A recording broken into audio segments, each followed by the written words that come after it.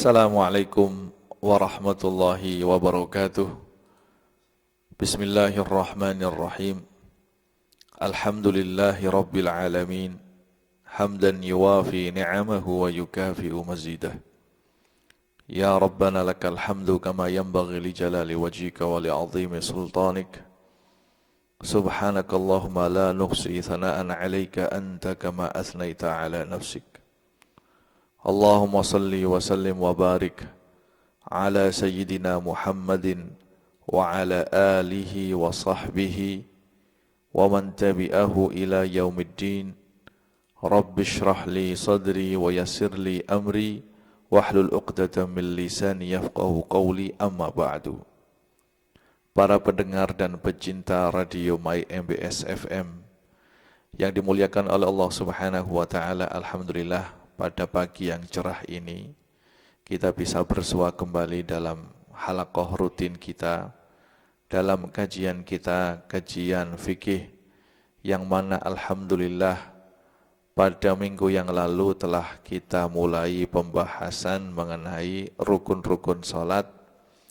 Pada halaqah kita yang lalu telah kita bahas mengenai niat, takbiratul ihram, kemudian berdiri atau qiyam di salat fardu, kemudian membaca Al-Fatihah, dan yang terakhir telah kita bahas mengenai ruku'.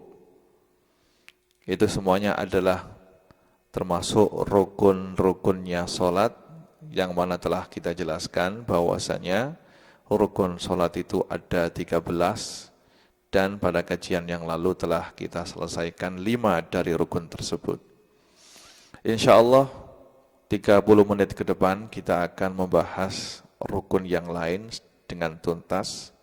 Mudah-mudahan kalau waktunya cukup maka kita akan menyelesaikan rukun-rukun salat. Kalau tidak ya insyaAllah untuk pembahasan mengenai rukun salat ini akan kita jadikan menjadi 3 pertemuan atau 3 halaqah.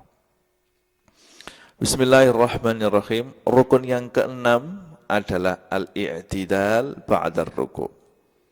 I'tidal setelah ruku'. Dan yang dimaksud dengan i'tidal di sini adalah kembalinya musalli kepada keadaan sebelum dia ruku'. Kalau sebelum ruku' dia itu dalam keadaan berdiri, artinya kalau dia sholat dengan berdiri, maka setelah ruku' dia harus berdiri tegap seperti posisi dia semula. Ini namanya i'tidal. Kalau dia salatnya itu dengan duduk, maka setelah dia melakukan rukuk seperti yang kita jelaskan kemarin, rukuknya berarti agak menunduk seperti ini, menunduk.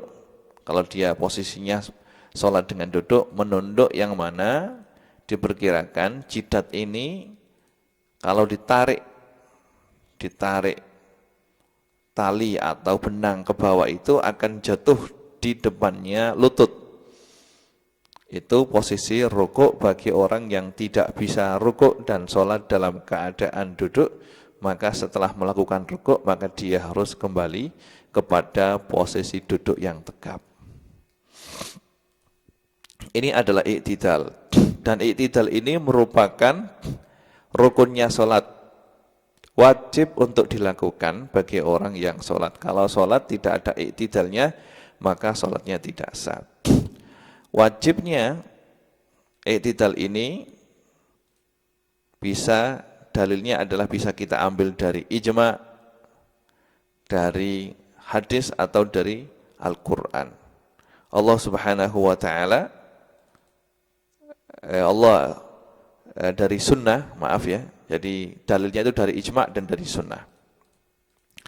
Dalam hadis yang diriwayatkan oleh Imam Muslim dari Ummul Mukminin Aisyah radhiyallahu anha, ketika Ummul Mukminin Aisyah mensifati dan mengajarkan kepada kita cara salatnya Rasulullah sallallahu alaihi wasallam, beliau berkata, wa kana idza rafa'a ra'sahu minar ruku' lam yasjud hatta yastawiya qa'iman. Yang artinya bahwasanya Rasulullah SAW ketika selesai rukuk, beliau tidak langsung mengerjakan sujud, tetapi beliau berdiri terlebih dahulu hatta yastawiya qa'iman, berdiri tegap dahulu sebelum beliau melakukan melakukan sujud. Ini adalah dalil wajibnya untuk melakukan i'tidal. Juga seperti dalam hadis yang diriwayatkan oleh Imam Bukhari dan Imam Muslim, hadis yang terkenal yaitu hadisnya musi'us shalah.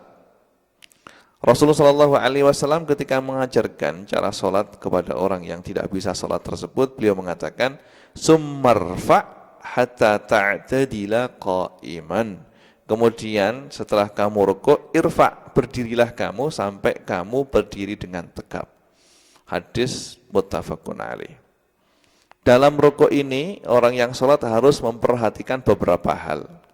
Yang pertama, Allah yaqsida bil i'tidal binar ruku'i syai'an akhar ghairal ibadah. Yang artinya hendaknya tidak melakukan i'tidal kecuali bertujuan untuk ibadah. Ya, i'tidal itu dilakukan memang benar-benar untuk i'tidal saja. Dikecualikan jika ada orang sedang rukuk,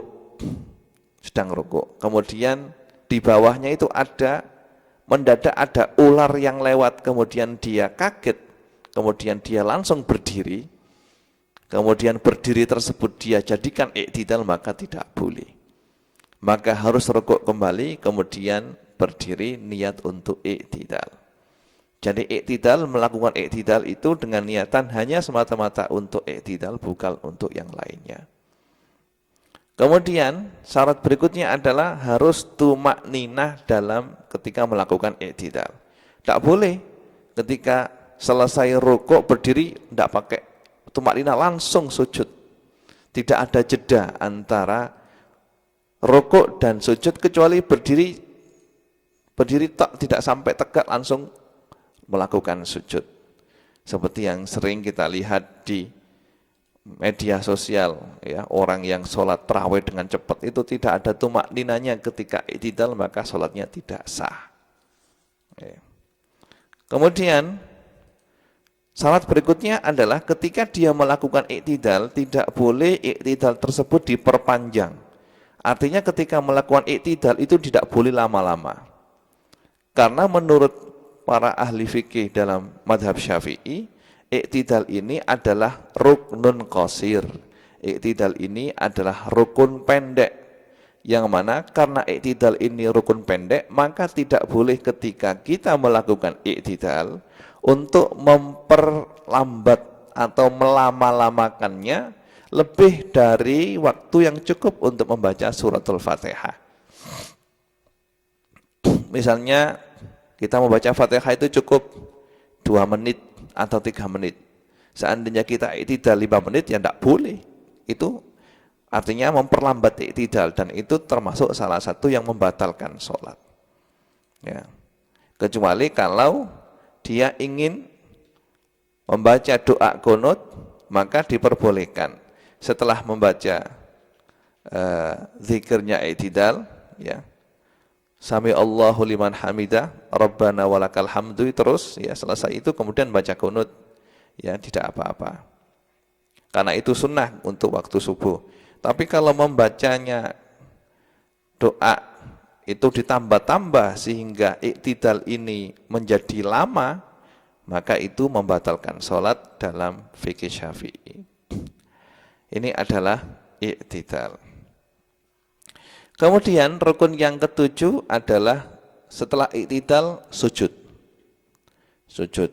Dan sujud itu adalah meletakkan dahi di tempat sujud.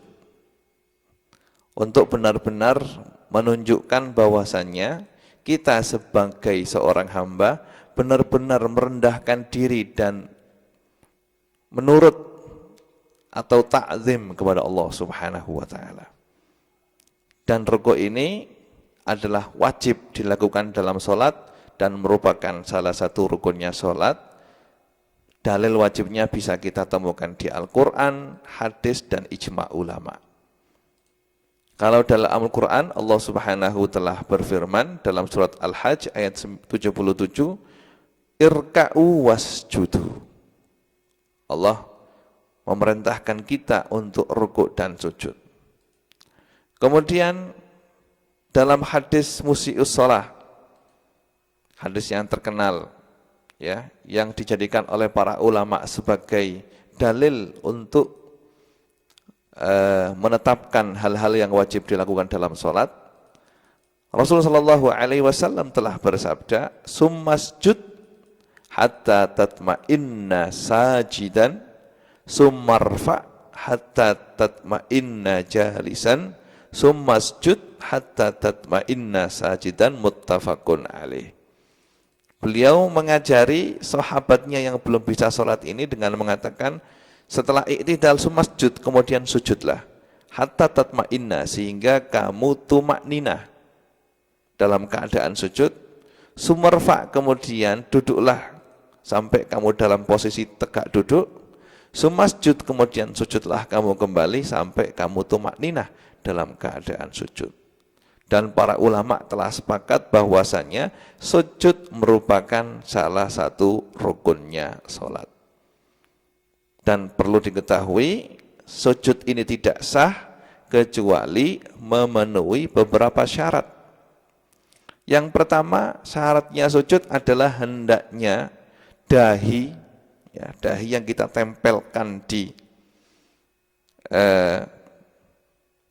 tempat sujud atau di tanah atau di tehel itu ya, itu hendaknya terbuka. Sehingga dahi ini menyentuh tanah tempat sujud kita. Seandainya dahinya itu tertutup, ya, dahinya itu tertutup oleh kofia atau tertutup oleh surban, maka sholatnya tidak sah. Harus terbuka dahinya. Ya, untuk terbuka ini dahi saja. Adapun untuk tangan, kaki boleh tertutup. Yang kedua, hendaknya sujud atas 8 anggota, 7 anggota badan. Ya. Seperti dalam hadis yang diriwayatkan oleh Imam Bukhari dan Imam Muslim, Rasulullah Shallallahu Alaihi Wasallam telah bersabda, "Umirtu an asjuda ala sab'ati a'zum, alal jabhati wa asyara biyadihi ila anfihi, wal yadaini warukbataini wa atrafal qadamaini." Yang artinya, saya diperintahkan untuk sujud di atas 7 anggota. Yang pertama adalah alal jabhah, sujud di atas dahi. Wal yadaini, kemudian 2 tangan. Warukbataini, dan 2 lutut. Wa atrafil qadamaini, dan pucuk-pucuk kaki 2. Ini adalah anggota badan yang wajib untuk kita tempelkan di tanah ketika kita melakukan sujud. Dan ini adalah pendapat yang azhar dalam fikih Syafi'i. Artinya di sana masih ada perbedaan pendapat. Ini adalah pendapatnya Imam Nawawi yang muktamad, yang dijadikan sebagai pegangan untuk fatwa untuk ulama-ulama yang datang setelah beliau. Tapi di sana ada yang mengatakan muqabil azhar, mengatakan bahwasanya sujud itu yang wajib ditempelkan adalah jidat saja. Adapun tangan dan kedua lutut dan kedua kaki ini tidak harus ditempelkan, tapi sekedar sunnah saja. Artinya kalau ketika sujud salah satu kakinya tidak menempel ke tanah, itu sah menurut pendapat ini. Dan ini pendapatnya Imam Rafi'i. Imam Rafi'i itu beliau dalam hal ini berpegang kepada hadisnya Rasulullah sallallahu alaihi wasallam ya,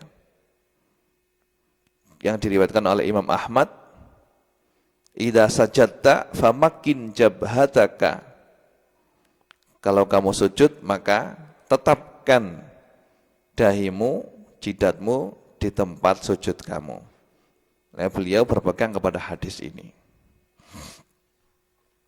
Fa'ala kulli halin, untuk yang dijadikan sebagai fatwa menurut ulama Syafi'iyah mutaakhirin bahwasanya sujud tidak sah kecuali dengan menempelkan 7 anggota tersebut, yaitu dahi yang harus terbuka, kemudian kedua tangan, kedua lutut, dan kedua kaki harus dipanjatkan ke tanah. Kemudian hal berikutnya yang wajib untuk dilakukan adalah antar tafi'a asafiluhu ala a'alihi. Hendaknya pantatnya itu ketika dalam posisi sujud harus lebih tinggi daripada kepala. Seandainya dia sujud di tempat miring, ya, kemudian kepalanya itu posisinya ketika sujud itu lebih tinggi daripada pantatnya, maka sujudnya tidak sah. Ini seperti dalam hadis yang diriwayatkan oleh Imam Abu Dawud dan Nasa'i dari sahabat Bara' bin Azib radhiyallahu anhu, annahu rafa'a ajizatahu faqala hakadha kana yaf'alu Rasulullah sallallahu alaihi wasallam. Sahabat Bara' bin Azib ketika beliau mengajari para tabi'in salat, beliau ketika sujud menjadikan pantat beliau lebih tinggi daripada kepala beliau. Setelah sholat beliau mengatakan, seperti inilah Rasulullah sallallahu alaihi wasallam mengerjakan sujud. Kemudian berikutnya, hal yang wajib diperhatikan, jangan sampai kita sujud di atas pakaian kita, pakaian yang kita bawa yang bergerak dengan gerakan kita. Artinya tidak boleh kita sujud seperti yang saya jelaskan tadi, jidat harus terbuka, tidak boleh tertutup ketika sujud, dan tidak boleh jidat ini tertutup oleh pakaian yang kita pakai. Misalnya kalau ketika kita sujud terus kofiah kita ini terlalu seperti ini, terlalu ke bawah, ya, hampir kopiah ini ada di tepat di bawahnya atau di depannya, di atasnya alis, sehingga jidat ini ketika kita sujud tertutup oleh kofiah kita, atau tertutup oleh imamah kita, atau tertutup oleh sorban yang kita pakai, atau kutroh yang kita taruh di atas kepala kita, maka sujudnya tidak sah. Atau ketika kita sujud itu kita syal atau sorban yang kita bawa itu menghalang-halangi, sehingga menghalang-halangi atau jatuh tepat di jidat kita, dan ketika kita sujud menghalangi jidat ini untuk menempel ke tanah, maka sujudnya tidak sah. Ya.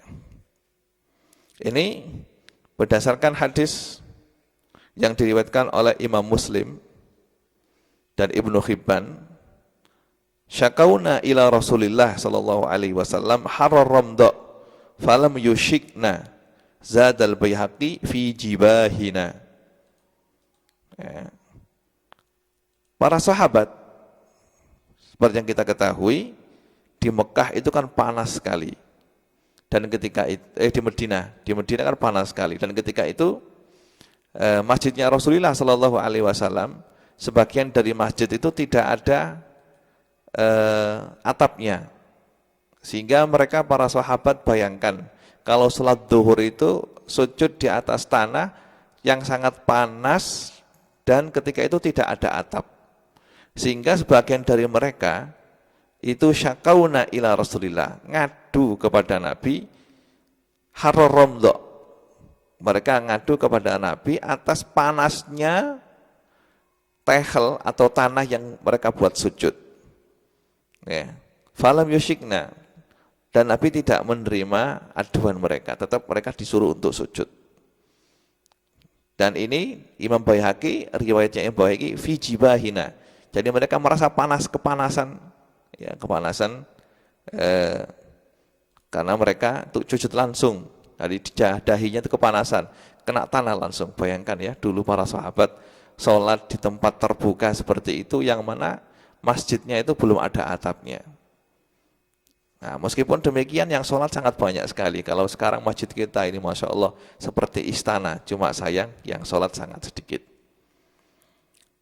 Tapi ada dalam hadis yang lain, hadisnya sahabat Anas yang muttafaq alaih, kunna nusalli ma'a Rasulillah sallallahu alaihi wasallam fi syiddatil har fa idza lam yastati ahaduna an yumakkina jabhatahu minal ardi basata saubahu fasajada alaihi, muttafaqun alaih. Sahabat Anas menceritakan bahwasanya dulu di Madinah mereka sholat dalam keadaannya sangat panas sekali. Dan ketika salah seorang kami tidak bisa menempelkan dahinya di tanah karena panasnya, maka kita mengambil kain yang kita pakai, ya, dalam satu riwayat mereka memakai ini lengannya baju yang panjang, mereka gunakan untuk sujud, ya, karena saking panasnya. Nah, ini hadis ini adalah hadis yang diambil oleh Imam Malik dan Imam Abu Hanifah, juga ulama Hanabilah, yang mengatakan tidak wajib untuk membuka dahi untuk ditempelkan di tempat sujud. Jadi masalah ini masih ada khilaf di antara para ulama. Cuma kalau Imam Syafi'i mengambil hadisnya Imam Muslim dan Imam Ahmad, ya, yang tadi telah saya jelaskan bahwasanya para sahabat mengadu kepada Rasulullah akan panasnya tempat sujud ketika sholat zuhur. Mereka ingin sujud di atas kain atau di atas sesuatu yang bisa memperdingin, ya, jidat mereka, dahi mereka tidak langsung kena tanah, tapi Nabi tidak mengizinkan. Itu hadis yang diambil oleh ulama Syafi'iyah. Tapi di sana ada pendapat juga yang diambil oleh jumhur bahwasanya diperbolehkan karena hadis Anas yang muttafaq alaih tadi. Yang penting untuk mazhab Syafi'i, sujud tidak boleh kita sujud di atas pakaian yang kita bawa, yang bergerak dengan gerakan kita ketika sholat, baik itu kofiah kita atau sorban kita atau lengan baju kita, tidak diperbolehkan. Kalau sampai terjadi berarti sholatnya tidak sah karena sujudnya tidak sah. Kemudian hal berikutnya yang disyaratkan dalam sujud adalah alla yaqsida bisujud syai'an ghaira sujud. Hendaknya ketika melakukan sujud itu tidak karena sesuatu yang lain, semata-mata dia lakukan untuk sujud, ya, bukan karena hal yang lain. Misalnya kalau dia ketika setelah i'tidal, ketika setelah rukuk terus i'tidal terus jatuh misalnya, jatuh karena itu disenggol temannya atau karena sebab yang lain, ketika jatuh langsung dia sujud. Nah, itu tidak boleh, harus berdiri dulu kemudian sujud. Berikutnya hal yang harus diperhatikan dalam sujud adalah ayatahamal jabhatahu al-ard tahamulan bayinan bihaitsu law kana tahtahu qutnun langkabas. Yang artinya seseorang itu jika ketika dia melakukan sujud hendaknya sujud dengan sedikit menekan kepalanya, menaruh beratnya kepala di atas tempat sujud. Jangan kok sujud itu kepala diletakkan, disentuhkan dengan tanah langsung diangkat, tidak boleh. Tapi sujud itu ketika kita menaruh kepala kita di tempat sujud, maka kita taruh beratnya kepala itu, ya, sehingga seandainya dikira-kirakan di bawahnya kepala itu ada bantal, maka bantal akan tepos karena menyangga beratnya kepala kita. Itu seperti dalam hadis yang diriwayatkan oleh Ibnu Hibban, Rasul sallallahu alaihi wasallam telah bersabda, "Idza sajadta famakin jabhataka minal ardi wala tangqur naqran." Jika Anda melakukan sujud, famakin jabhataka, maka tekankan, taruh dahi kamu di atas tanah, wala tangkur nakra, jangan sampai kamu taruh sebentar langsung diangkat. Ya, tidak boleh. Seperti istilahnya itu seperti ayam yang atau jago yang makan makanan di tanah itu ya. Diambil langsung diangkat. Tapi kita taruh dahi kita ini di tempat sujud sehingga tanah yang bersentuhan dengan dahi itu bisa menahan beratnya kepala kita. Seandainya dikira-kirakan di bawahnya kepala itu ada bantal, maka bantalnya akan kelihatan tepos. Kemudian hal lain yang harus diperhatikan dalam sujud adalah harus tumak nina. Harus tumak nina. Ya. Tumak nina itu adalah berhenti sebentar ya dalam keadaan sujud. Paling tidak berhentinya itu selama waktu yang cukup untuk membaca Subhana rabbiyal azim, Subhana rabbiyal a'la wa bihamdi sekali. Ya, seperti dalam hadis musii'us shalah yang telah kita baca tadi ya. Summa usjud hatta tatma'inna sajidan. Kemudian sujudlah sampai kamu tumak nina. Posisi tumak nina dalam keadaan sujud. Tenang dalam keadaan sujud, yang mana tenang itu semua anggota sujud menempel di tanah, yaitu dahi, dua tangan, dan dua lutut, dua kaki dalam posisi menempel di tanah dalam keadaan tumak nina, yang mana tumak nina itu waktunya paling sedikit adalah waktu yang cukup untuk membaca Subhana rabbiyal a'la wa bihamdi sekali. Ya. Ini adalah pendapatnya jumhur ulama. Kemudian sujud yang paling sempurna adalah dengan pertama ketika kita selesai i'tidal, kita kepengen sujud, maka kita takbir Allahu Akbar sambil turun ya, Allahu Akbar sambil turun. Kemudian anggota yang kita letakkan ke tanah terlebih dahulu adalah kedua lutut kita, kemudian disusul dengan kedua tangan, kemudian disusul dahi, kita letakkan semuanya di atas tanah. Dahi berserta hidung kita. Kemudian tangan itu posisinya adalah hadwa mangkibaihi, adalah lurus dengan kedua pundak ya, lurus kedua pundak, dan tangan kita itu kita taruh dalam keadaan terbuka ya, terbuka, dan jari jemari posisinya adalah menghadap kiblat ya, menghadap kiblat ya. Tidak boleh kita renggangkan seperti ini, tapi kita kumpulkan semuanya sehingga semua jari jemari bisa menghadap ke kiblat. Kemudian kita mengangkat sedikit daripada perut kita angkat. Kemudian kedua siku kita lebarkan sedikit ya. Kemudian membaca Subhana rabbiyal a'la wa bihamdi 3 kali.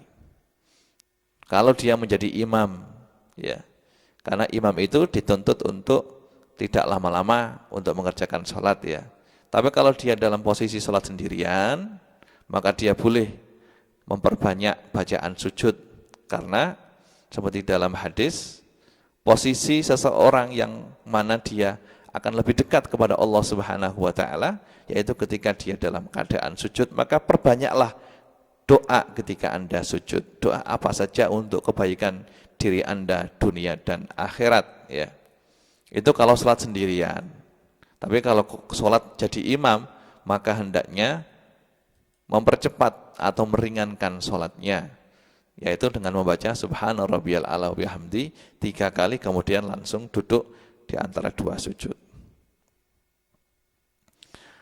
Imam Bukhari dan Imam Muslim meriwayatkan dari sahabat Abu Hurairah radhiyallahu anhu, ketika sahabat Abu Hurairah menerangkan salatnya Rasulullah, summa yaqulu Allahu akbar hatta yahwiya sajidan. Jadi Rasul sallallahu alaihi wasallam ketika beliau turun untuk sujud itu dimulai dengan baca Allahu akbar, ketika jidat sampai di tanah baru beliau selesai akbar gitu. Dalam riwayat yang lain yang diriwayatkan oleh Imam Muslim dari sahabat Bara radhiyallahu anhu qala Rasul sallallahu alaihi wasallam idza sajadta fadha kafaika warfa mirfaqaika, jika kamu sujud maka taruhlah kedua telapak tangan dan renggangkan kedua siku kamu. Dalam hadis yang lain yang diriwayatkan oleh Imam Bukhari dan Imam Muslim dari sahabat Abdullah bin Malik bin Buhainah radhiyallahu anhu, anna Nabiy sallallahu alaihi wasallam kana idza shalla farraja baina yadayhi hatta yabdu bayadhu ibtihi. Wa inda Abi Dawud wa Tirmidzi an Abi Humaid radhiyallahu anhu wa naha yadayhi an jambayhi wa wada'a kaffaihi hadwa mankibaihi. Yang penjelasannya Rasulullah sallallahu alaihi wasallam ketika beliau sujud itu beliau merenggangkan kedua tangannya sampai terlihat putihnya ketiak beliau. Jadi kan dulu itu para sahabat dan Rasulullah sallallahu alaihi wasallam karena dulu itu mereka jarang punya baju, jadi beliau itu pakai selendang begitu saja, ya kayak selendang atau kayak kain ihram itu ya, yang ditaruh di atas pundak beliau. Maka ketika beliau sujud itu merenggangkan kedua tangannya sampai kelihatan putihnya ketiak beliau. Kemudian diriwayatkan riwayat dari Imam Abu Dawud dari Abi Humaid juga ketika beliau menerangkan salatnya Rasulullah, idza sajada farraja baina fakhidaihi ghaira hamilin batnahu ala syai'in min fakhidaihi. Yang artinya ketika Rasulullah sallallahu alaihi wasallam beliau melakukan sujud, maka beliau farraja baina fakhidaihi. Jadi kedua pupuk ini tidak didekatkan tapi dibenggangkan, ya, posisinya tidak dekat nempel antara kaki pupuk dengan pupuk, tidak, tapi direnggangkan. Kemudian posisi perutnya itu agak diangkat. Fa idza sajada qala fi sujudihi subhana rabbiyal a'la thalatha marrat. Summa tamma sujudahu wa dzalika adna. Jadi ketika beliau sujud, beliau membaca subhana rabbiyal a'la wa bihamdi tiga kali.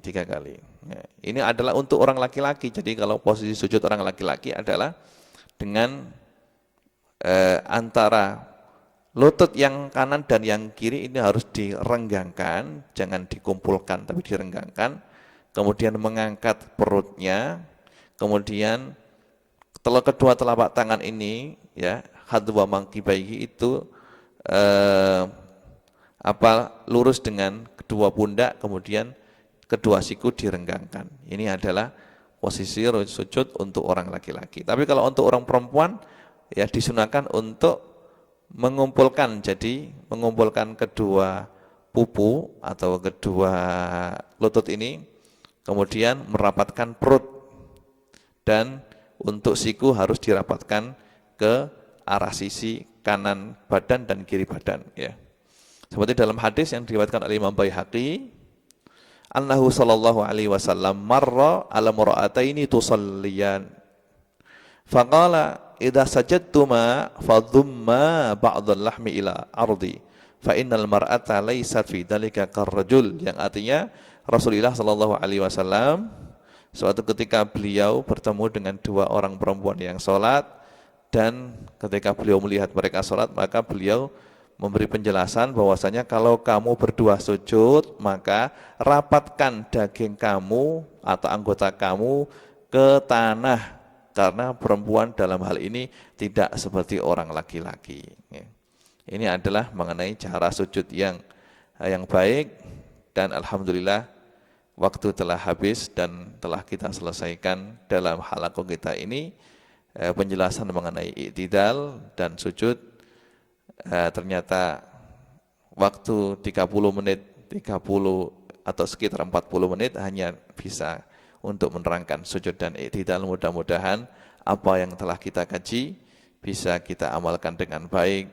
Nas'alullah subhanahu wa ta'ala ayyaja'alana mimman yastami'unal qawla fayattabi'una ahsana Wa sallallahu ala sayyidina Muhammadin wa ala alihi wa sahbihi wasallam. Subhana rabbika rabbil izzati amma yasifun. Wa salamun al mursalin walhamdulillahi rabbil alamin. Assalamualaikum warahmatullahi wabarakatuh.